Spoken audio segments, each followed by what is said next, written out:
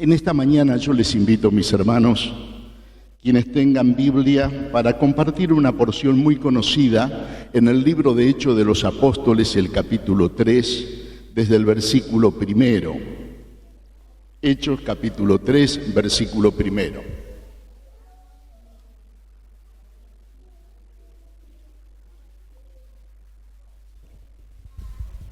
Dice la palabra del Señor, Hechos 3:1. Pedro y Juan subían juntos al templo a la hora novena, la de la oración, y era traído un hombre cojo de nacimiento a quien ponían cada día a la puerta del templo, que se llama La Hermosa, para que pidiese limosna de los que entraban en el templo. Cuando vio a Pedro y a Juan que iban a entrar en el templo, les rogaba que le diesen limosna. Pedro con Juan, fijando en él los ojos, le dijo: míranos. Entonces él les estuvo atento, esperando recibir de ellos algo. Mas Pedro dijo: no tengo plata ni oro, pero lo que tengo te doy. En el nombre de Jesucristo de Nazaret, levántate y anda. Y tomándole por la mano derecha le levantó, y al momento se le afirmaron los pies y tobillos, y saltando se puso en pie y anduvo, y entró con ellos en el templo, andando y saltando y alabando a Dios.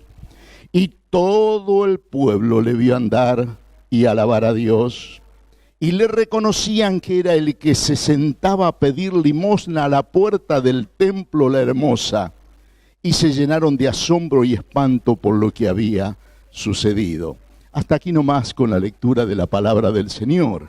Quiera Él bendecir y añadir su más rica y preciosa bendición a esta porción, y que con el auxilio del Espíritu Santo en esta mañana podamos tú y yo tener una meditación provechosa para cada uno de nuestros corazones.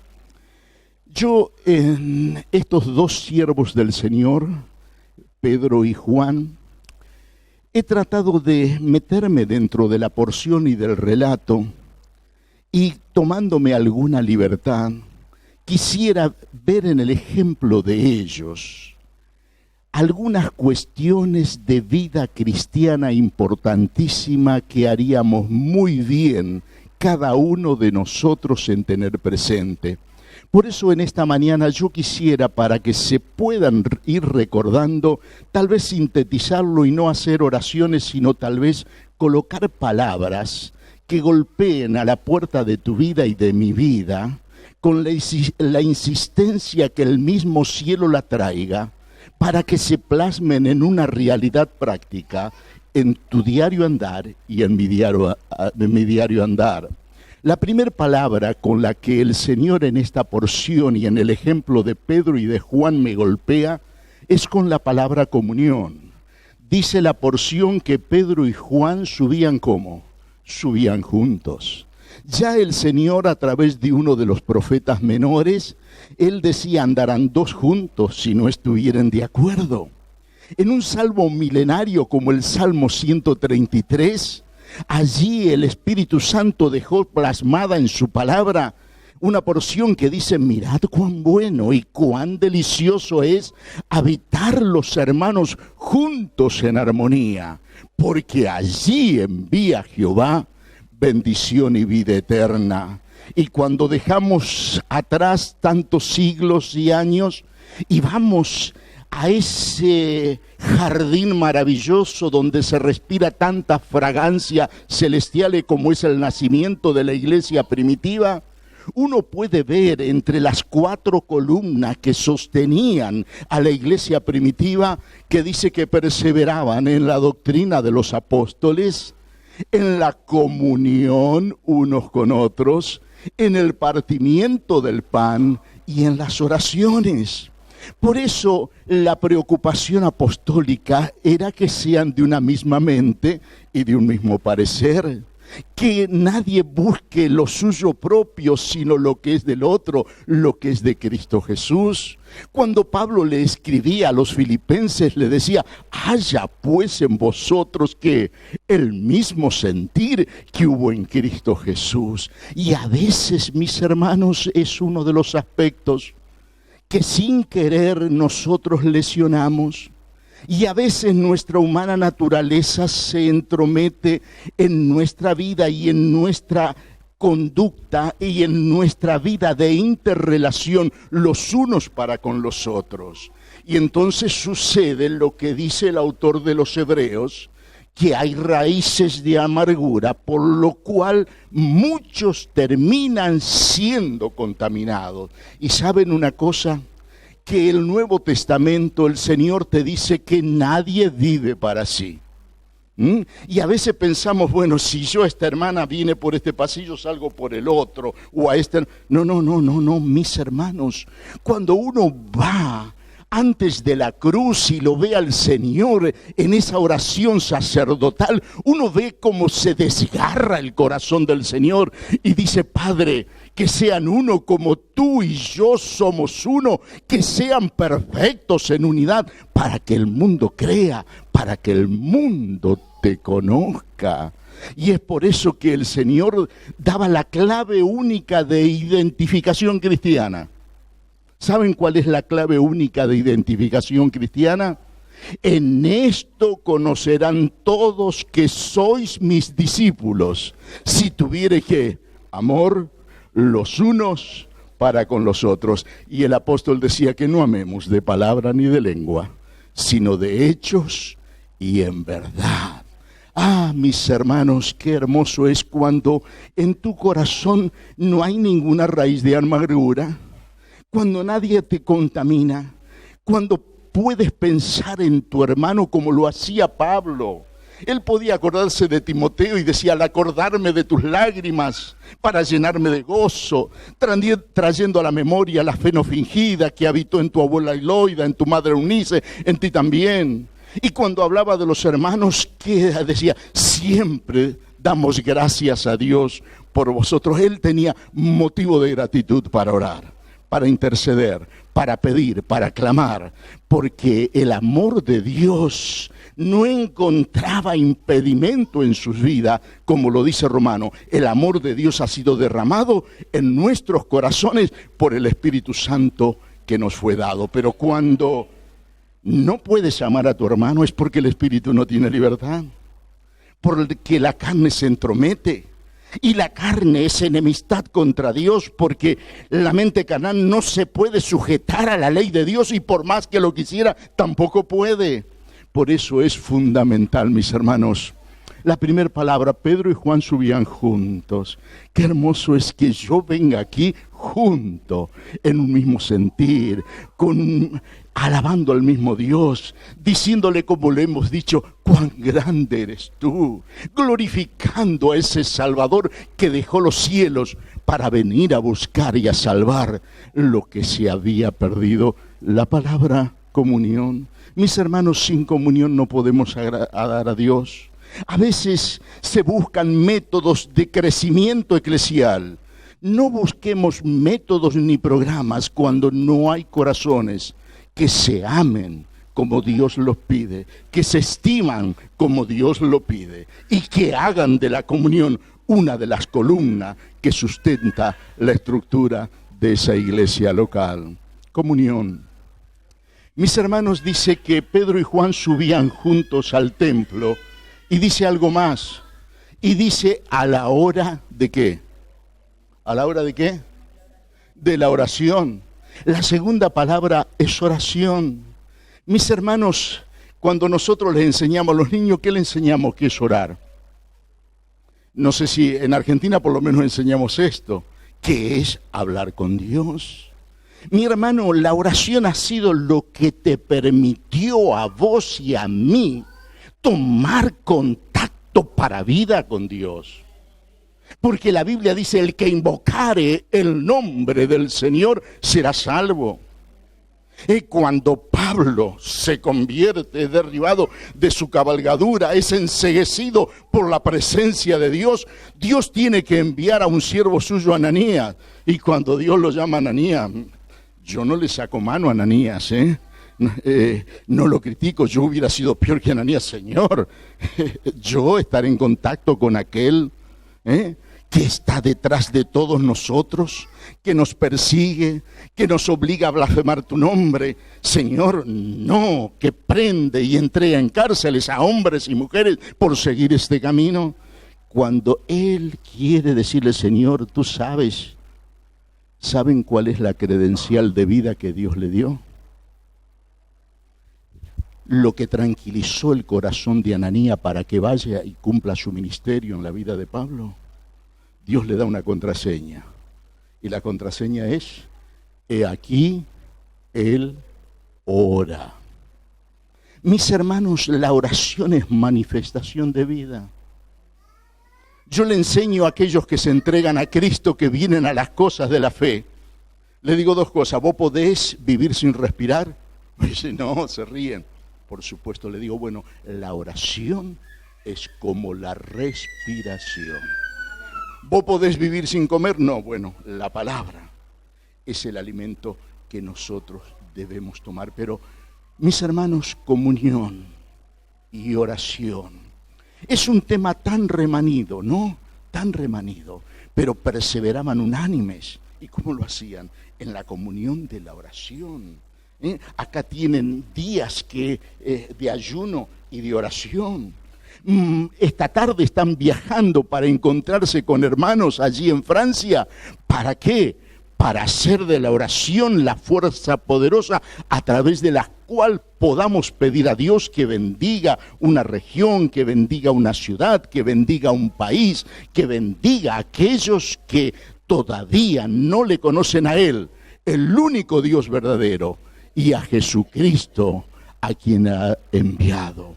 Por eso la Biblia, Pablo llega a ser tan, pero tan grave, conciso y yendo al punto. No sé si acá se expresa de esa manera, pero espero que me entienda.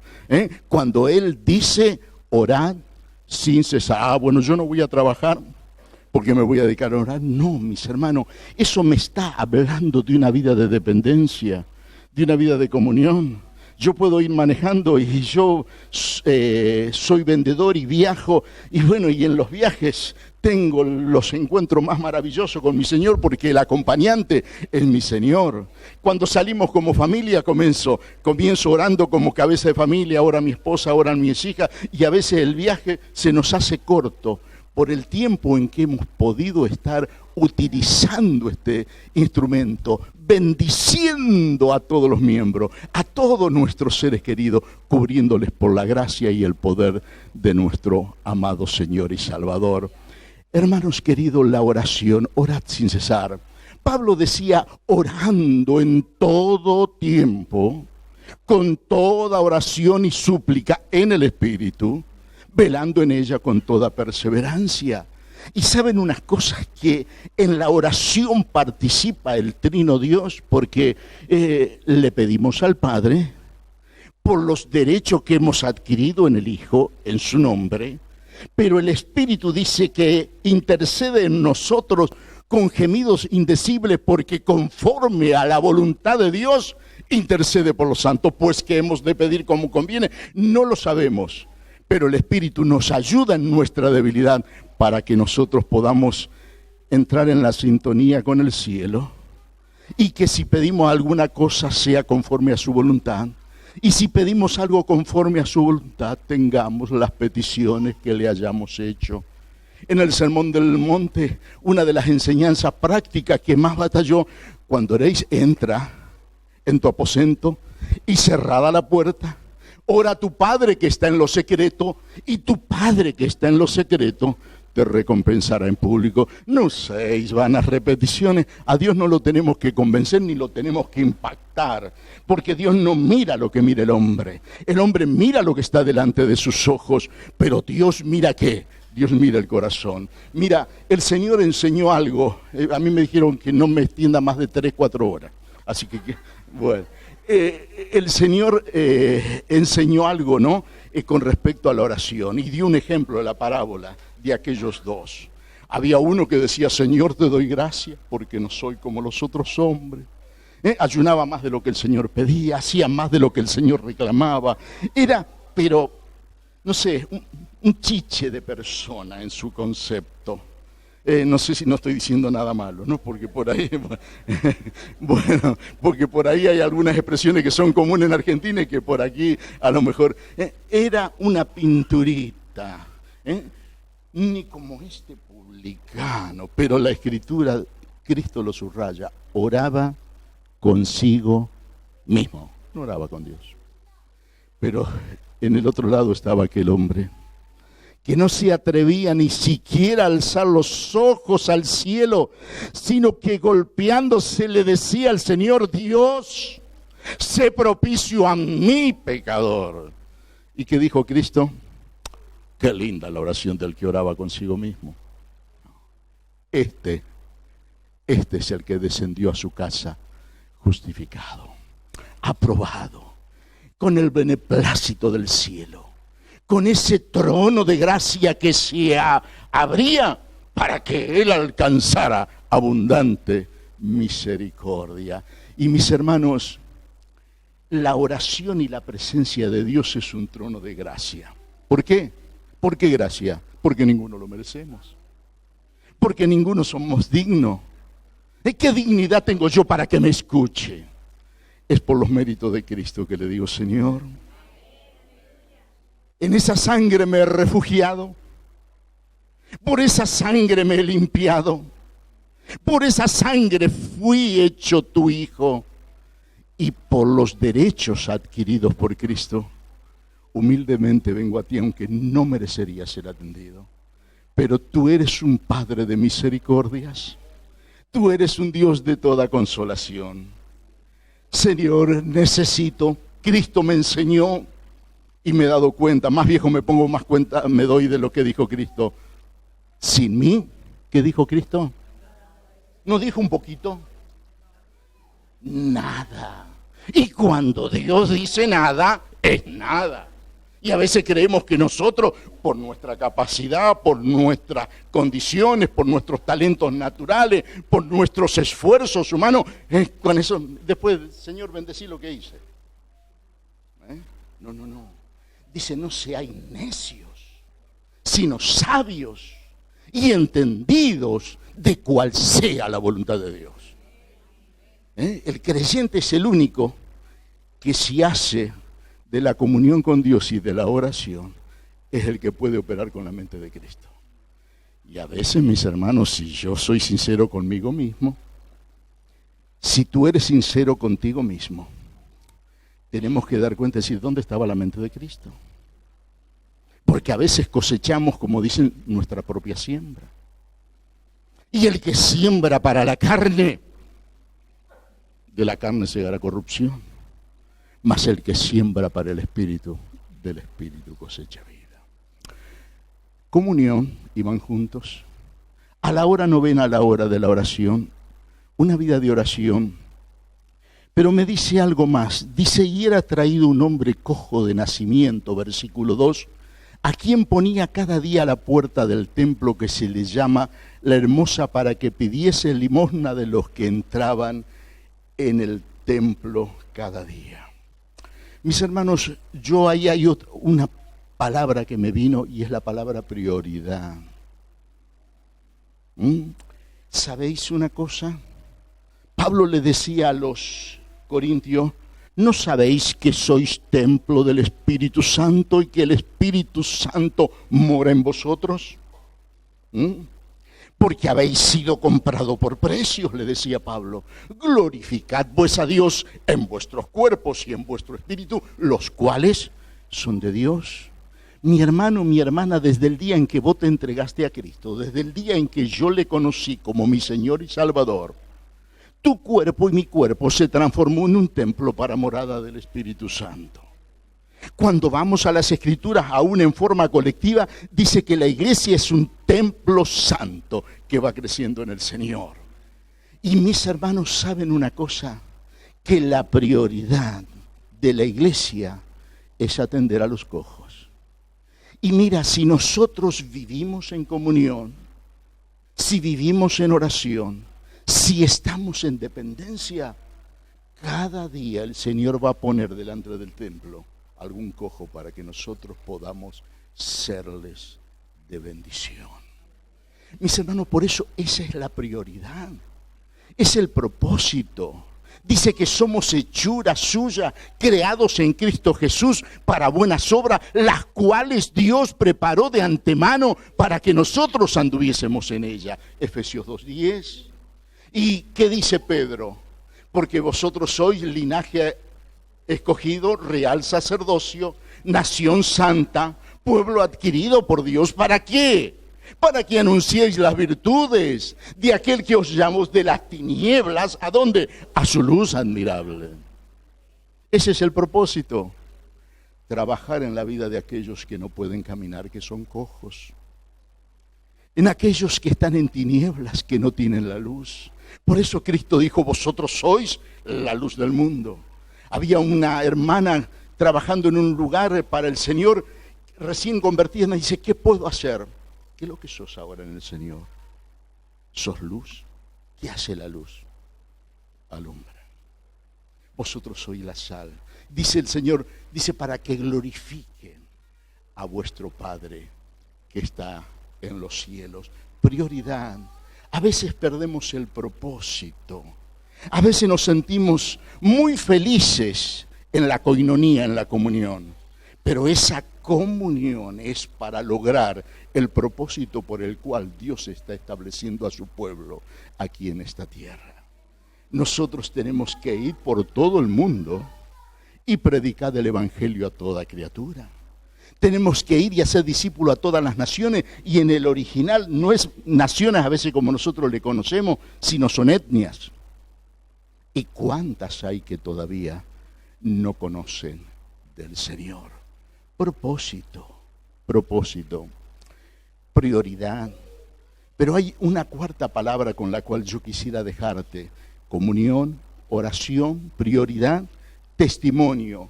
Dice el versículo 3,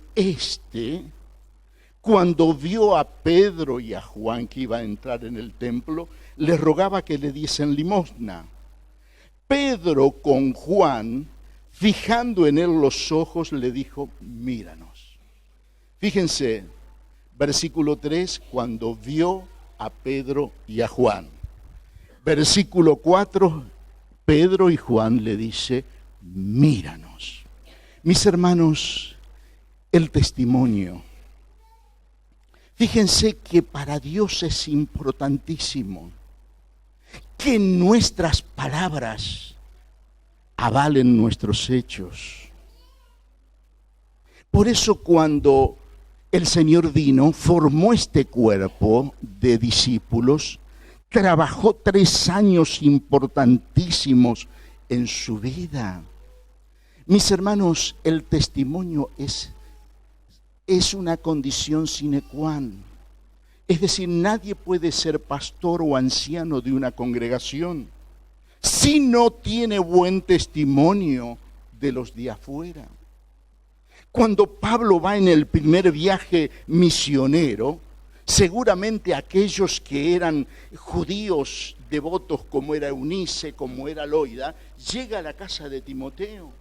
Entonces le predica adecuadamente el propósito por el cual ese Mesías llegó a ser Cristo, el Salvador de sus vidas. Y después de un año y medio, cuando en su segundo viaje misionero viene a Listra, dice que le dicen a Pablo que había allí un cierto discípulo llamado Timoteo. El papá se ve que era creyente, padre griego, pero dice que daban buen testimonio de él los hermanos de Listra, y no solamente los de Listra, sino los de Iconio, los de la región. Entonces dice allí la Escritura, Pablo, ni lerdo ni perezoso, como decimos en Argentina, dice, quiso que éste fuese con él y lo incorpora al equipo misionero. Mis hermanos, si yo no tengo testimonio, no puedo hablar de comunión. Porque si hay algo que Dios Aborreces el pecado, la lengua mentirosa, los ojos altivos, todo lo que está fuera de lo que Dios ha revelado en su palabra. Si yo no tengo testimonio, puedo estar hablándoles y hablándoles y hablándoles y hablándoles. Y a veces, mis hermanos, el mensaje que más impacta es el mensaje sin palabras. Es el mensaje que cuando se convertían las mujeres en la iglesia primitiva, tenían la carga en el corazón. ¿Por qué? Porque sus esposos no le acompañaban. Entonces, ¿qué le dice Pedro? Que lo ganen sin palabra, a través de la conducta, a través de ese carácter dulce y apacible, reflejando ser verdaderas mujeres de Dios.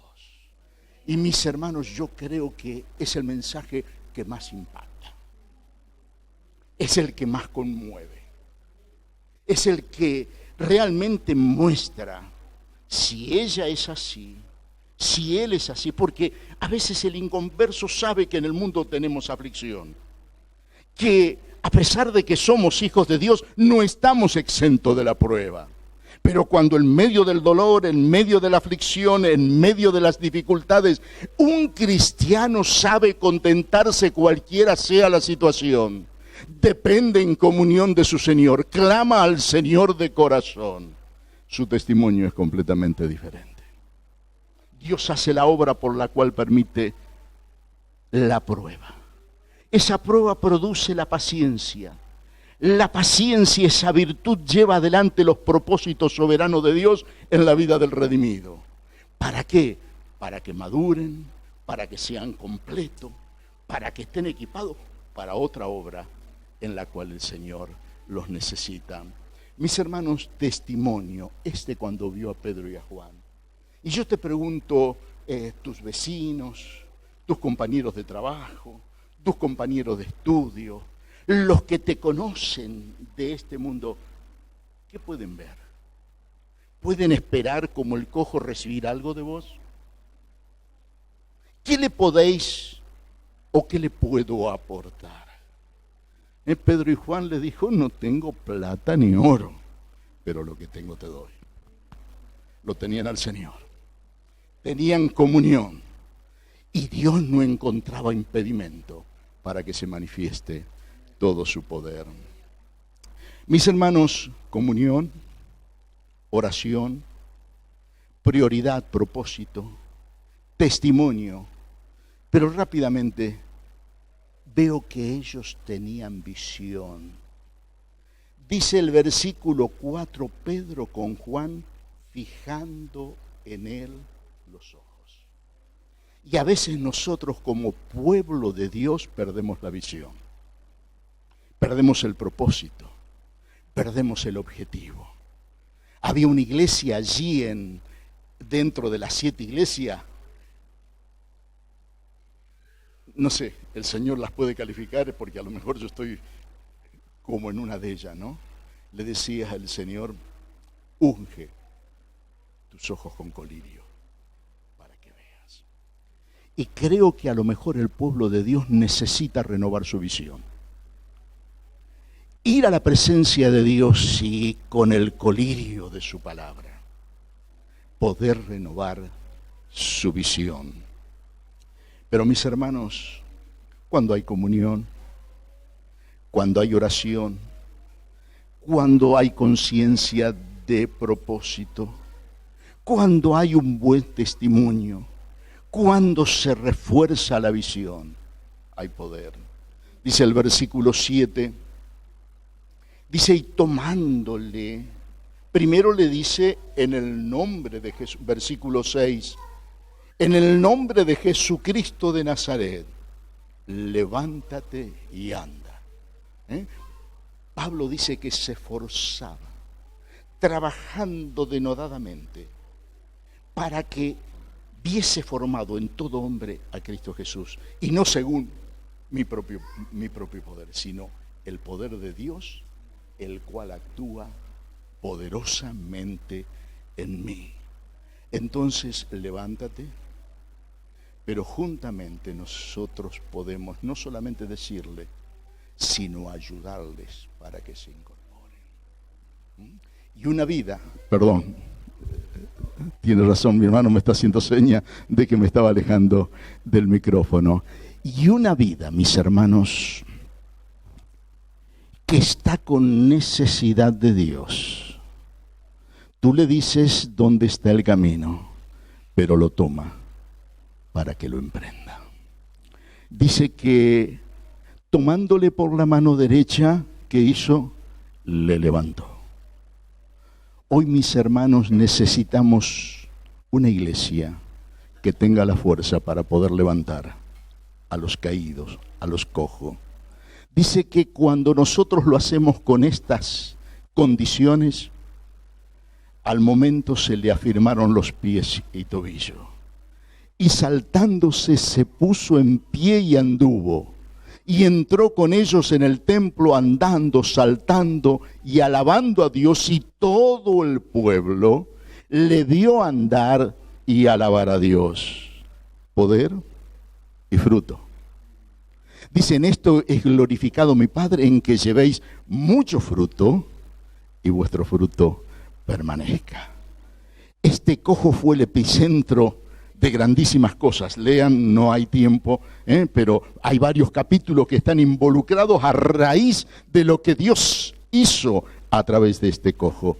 Mira, mi hermano, mi hermana, a veces trabajar en una vida, yo le digo a los que trabajan en la vida de adolescentes y de jóvenes, pueden estar modelando a un Josué, pueden estar formando a un Timoteo. Cuando Pablo veía la carrera acabada, le estaba pasando la posta a Timoteo. Y qué bueno, ¿no? Que pueda ser así en el Señor. Cuando hay comunión, cuando hay oración, cuando tenemos clara la prioridad y el propósito, cuando nuestro testimonio nos avala, cuando la visión es clara, el poder se manifiesta, los frutos se consiguen, y el resultado que lo que es, gloria para Dios. Yo planté, decía Pablo, Apolos regó, el crecimiento lo ha dado Dios.